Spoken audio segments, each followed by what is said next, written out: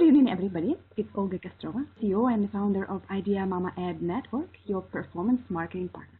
And today we have a guest that will show you a useful tool for market professional and for management team of company of any size. Please meet Jill Kureshi, VP of Operation for Computank. It's a pleasure to have you here today, Jill. How are you doing? I'm doing great. You guys are located right next to Niagara Falls. Do you know that I lived 7 years right next door to you? Oh, you got it. Which part of Niagara Falls were you by? Well, I was actually in Toronto, but it's right there. I was in Niagara Falls pretty often. Oh, wow. Love Canada, but boy, it's cold. Yeah, it is. That's for sure. We agreed on that part.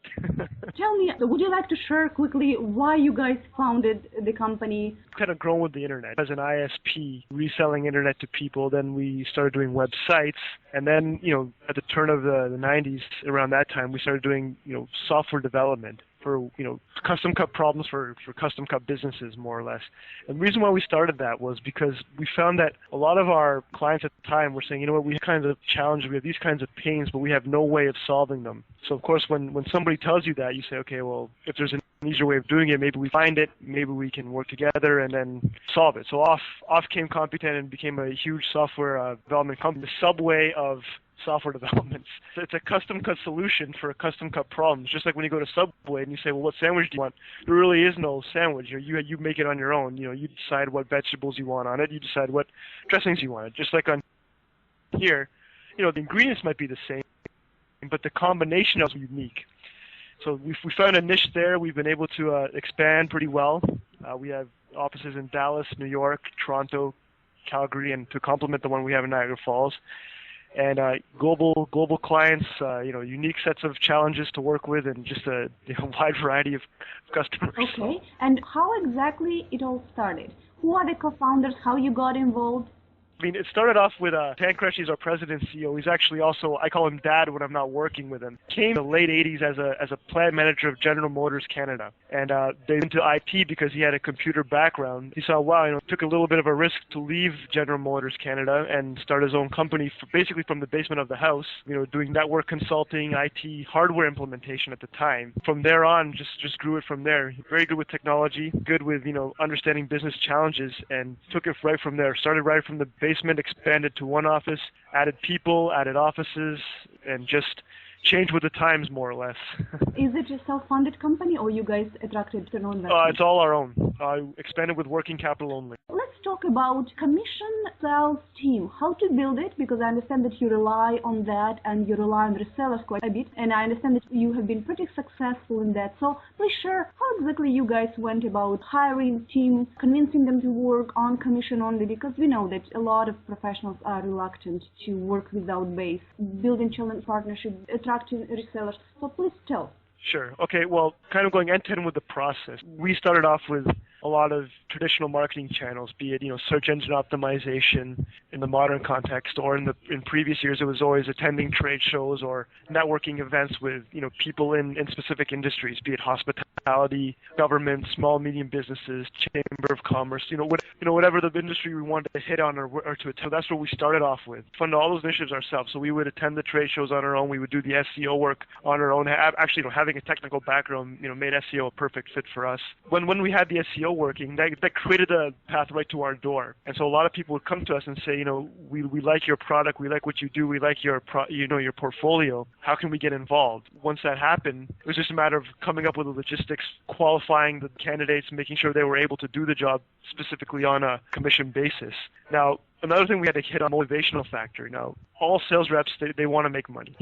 They want a lot of it. And we had to come up with a structure that was, conducive to their motivating factors and to ours as well. So when we're coming up with these things, we make sure that we give them a good amount of support. So be it, if it's flexibility in how the program's going to run. If a sales rep is in Australia, for example, their needs and their wants in Toronto or in New York, because the industry is different down there, the challenges are different down there. So we have to give them some leeway with how the product is made. That means supporting them in product customizations and in their sales cycle, all of those. So finding out what they want. Of course they want product support. They also want financial support.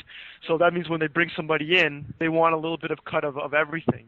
So we don't just tell them, okay, you found us this lead and here's the here's your finder's fee and see you later or see you the next time you come in with a new one. What we tell them is, no, we want to have a long-term relationship with you, the sales rep. We say, okay, we have a development fee or a customization fee, as we call it, where we set up the application.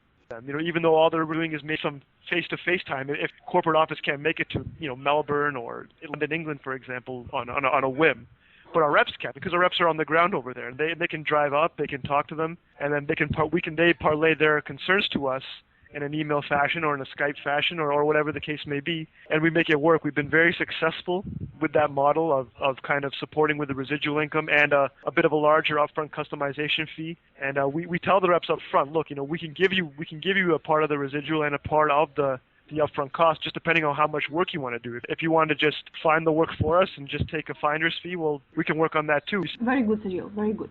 So let me play a spy a little bit and ask you almost internal questions. Well, how do you price your product? It wouldn't be necessarily a secret, but what is the average contract per client? Because I'm sure that they don't just buy product plus customization plus maybe technical support, whatever it consists of. So if a business has, 3,000 rooms, they might pay $6,000 to $10,000 a month. Not a month, sorry, to set up the customization for it, and then a monthly cost regular basis to maintain an account on a regular basis. Now, if it's a small organization, then obviously they pay less, and if it's a larger one, then they pay more. We're more than happy to give 20% to the lead generator or the sales rep who's found it. So a couple thousand here and there per converted lead, right? Yes, per converted lead, right. Well, good stuff. And it all sounds like you guys would be, and I'm telling it to the audience because people very often ask us, so what is the typical case for your service guys? It's very hard to change the perspective of what affiliate marketing really is. Usually people assume that it's e-commerce companies engage in affiliate marketing, and we say yes. But what we introduce new advertising model. We call it pay-per-deal model. We serve companies like yours that have high-ticket price products, and we really become this huge sales team that works on commission. But the only thing that we don't do typical sales. What we do, we engage a network of publishers that we sign contracts with to serve our advertisers. In this case, it would be you. We drive traffic to the sales page that you either already have, or maybe we will create a microsite for you. We drive traffic, you guys capture leads, then as you close the lead, our affiliates get paid. So this is the model that we introduced. We're pretty successful in that. So what probably would be interesting to find out, what is your expansion strategy? Our expansion strategy is always to work with channel partners.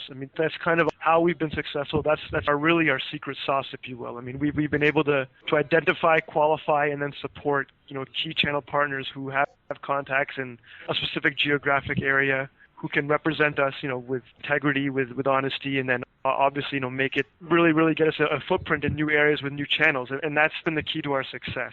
As the world becomes smaller and smaller, we're going to heavily on people who we don't need to see face to face all the time, who we know we talk to and come up with a mutual understanding with over the phone, through email, and manage things that way. Are you guys planning to grow organically, or are you also considering growing through acquisitions? In our business in the web business, it seems every day there's always some kind of an offer or some kind of a pitch coming. There's always an angle to do something where you can always give out or for financing and all those kinds of things. But we've done it the old-fashioned way. We've done it strictly through working capital. And we've been happy with that. But we're always looking for different ways of doing things. Everybody's a cup short. Every company's a cup short. So if there's a way where we can bring in some know-how to combine with equity, we're definitely entertain that. It's not that we won't. And when we do get offers to be reviewed, come and look at us and say, we like what this company does, we'd like to acquire it. We certainly entertain the offers. It's not that we just say no, we're not for sale and delete the. We entertain things.